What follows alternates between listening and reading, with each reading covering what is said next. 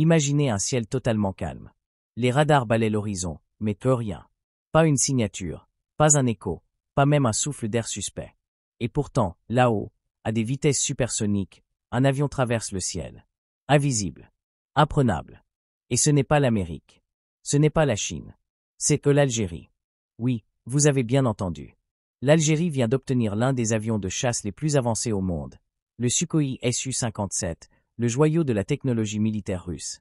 Un appareil que même de grandes puissances comme la Turquie, l'Inde ou le Japon n'ont toujours pas pu acquérir. Et avec cette acquisition, c'est toute la carte du pouvoir aérien en Afrique qui vient d'être redessinée. Mais comment un pays du Maghreb a-t-il pu se hisser au sommet de la hiérarchie militaire mondiale? Pourquoi Moscou a-t-elle accepté de livrer une arme aussi stratégique? Et surtout, qu'est-ce que cela signifie pour l'équilibre mondial? Restez bien jusqu'à la fin, car ce que vous allez découvrir va changer votre vision du ciel africain. Le Su-57, le fantôme du ciel.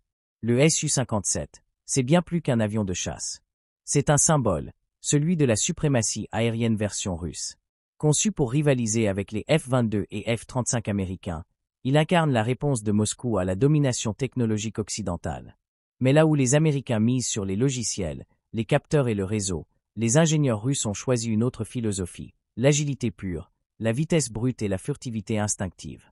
Le Su-57 est le premier chasseur russe de 5e génération. Ses lignes anguleuses et son revêtement absorbant les ondes radar le rendent presque invisible.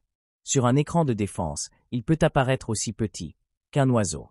Sous son apparence élégante se cache un monstre. 2 moteurs à poussée vectorielle capables de modifier le flux d'air pour tourner à 180 degrés en plein vol. Une vitesse de Mach 2, soit plus de 2400 km/h. Une altitude de croisière de 20 000 mètres. Un radar AESA à balayage électronique qui détecte et suit plusieurs cibles simultanément. Le Su-57 n'est pas seulement furtif. Il est polyvalent. Il peut intercepter un avion, frapper une cible au sol, brouiller les communications ennemies, et même servir de mini-centre de commandement aérien. Son arsenal est impressionnant. Des missiles RRR-77M à longue portée. Des missiles hypersoniques Kinzhal, capables de frapper à plus de 2000 km.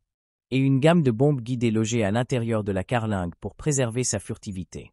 En clair, c'est une arme faite pour voir sans être vue, frapper sans avertir, et disparaître sans laisser de traces. L'Algérie entre dans le club des superpuissances. Là où tout le monde est resté bouche bée, c'est quand Moscou a confirmé que le premier client du Su-57 en Afrique serait l'Algérie.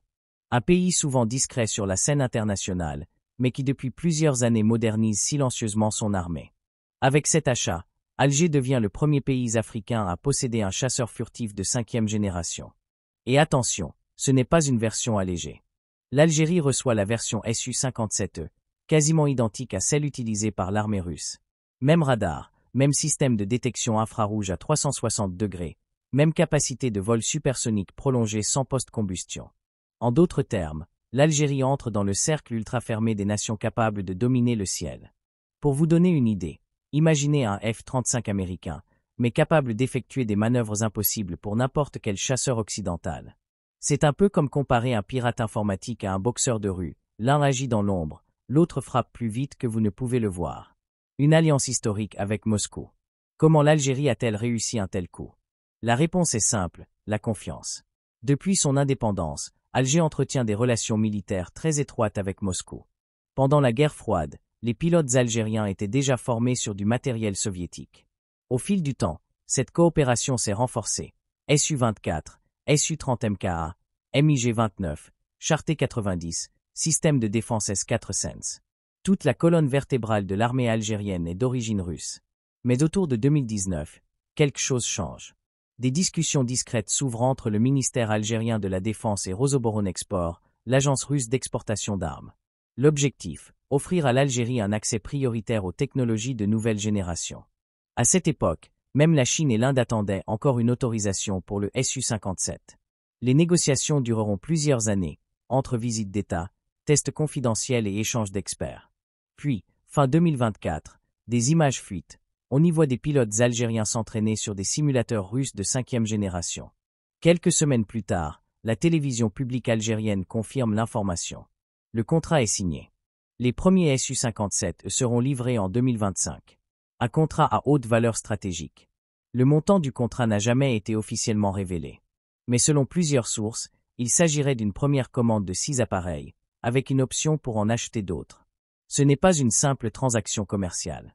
C'est un partenariat stratégique. Pour Moscou, l'enjeu est clair, démontrer que ses armes restent compétitives, même face aux produits américains. Et pour Alger, c'est un moyen de garantir une indépendance militaire totale vis-à-vis de l'Occident. Avec le Su-57, l'Algérie n'a plus besoin des technologies occidentales, ni de leurs conditions politiques. Elle se positionne désormais comme une puissance souveraine et autonome, capable de défendre ses intérêts du Sahel jusqu'à la Méditerranée. Les conséquences géopolitiques. L'arrivée du Su-57 en Afrique n'est pas un simple événement militaire. C'est un séisme stratégique.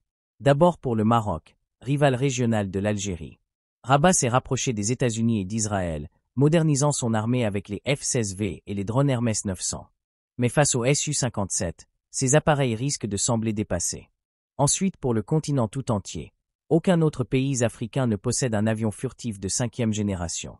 Cela place Alger un cran au-dessus de tous les autres en matière de dissuasion et de supériorité aérienne. Et enfin, pour le monde. En livrant un Su-57 à l'Algérie, Moscou envoie un message clair à l'Occident. La Russie reste capable de s'imposer comme fournisseur d'armes stratégiques hors du bloc occidental.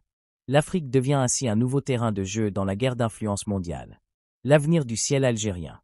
Selon plusieurs analystes, les premiers Su-57 algériens seront déployés dans des bases du nord du pays, près de la Méditerranée. Ils serviront à protéger l'espace aérien, surveiller les routes du Sahel et renforcer la présence algérienne en mer. Mais le plus important, c'est ce que cela annonce pour l'avenir. Si Alger confirme une commande complémentaire, sa flotte pourrait atteindre 12 à 18 Su-57 d'ici la fin de la décennie. De quoi la placer au même niveau technologique que certaines forces aériennes européennes. Et ce n'est pas seulement une question d'armes, c'est une question de prestige, d'influence et de souveraineté. L'Algérie devient la vitrine militaire du continent, et peut-être bientôt, le pivot de la sécurité régionale. Le nouveau visage du ciel africain. Le Su-57, ce n'est pas qu'un avion furtif. C'est une déclaration, une affirmation d'indépendance, un signal fort au monde entier. Avec cette acquisition, l'Algérie montre qu'elle est prête à jouer dans la cour des grandes puissances. Et ce choix risque de provoquer une réaction en chaîne. D'autres nations africaines chercheront à renforcer leurs propres capacités pour ne pas être laissées derrière. Le ciel africain, autrefois dominé par des technologies de 3e ou 4e génération, entre désormais dans une ère nouvelle. Alors, la vraie question est simple, qui sera le prochain à franchir ce cap? Et surtout, comment le reste du monde va-t-il réagir face à une Afrique qui s'arme, se modernise, et prend son envol? Merci d'avoir regardé cette vidéo. Si vous voulez comprendre le monde autrement, abonnez-vous, likez, partagez. Parce que ce n'est pas la fin de l'histoire, c'est juste le début d'un nouveau ciel pour l'Afrique.